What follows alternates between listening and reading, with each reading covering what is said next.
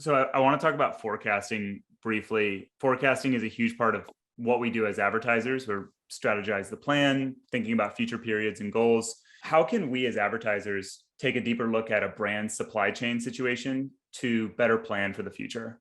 Your goal is to have the right inventory in the right place at the right time. And so if you think about the Amazons, okay, well, we know what we want to order and when we want to order it. What are the inputs to that? Well, we've got a national level forecast. We have sort of inventory placement algorithm, and then vendor lead time and distribution of vendor lead time and distribution of forecast. Each one of those has, some sort of distribution, and the wider the distribution, the more inventory you have to order because less predictability. That's how I would think about it. Your forecasted demand is an input to what inventory you should have where. Your vendor lead time, how long it takes. Are you shipping from China? Are you staging it in the US? Especially with all the disaster we've seen in the last year in shipping, although that seems to be behind us.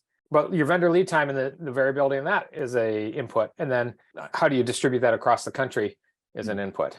Yes. So those are the things I would look at. Telling the future is hard. Yeah. Right. Forecasting's hard. I always try to stay away from things that are hard. Where you place inventory, you have some control over that, right? You can build a better algorithm. You can use past data to figure it out. In the vendor lead time, you can potentially control. And as I was talking about, even when you place your orders, it can save you half a day or 3 days on your vendor lead time. But also having inventory cached somewhere close to the IXDs is better than having to order from China. Yeah, I remember a brand that I was working with was building their warehouse it was close to the big Fullerton Amazon fulfillment center.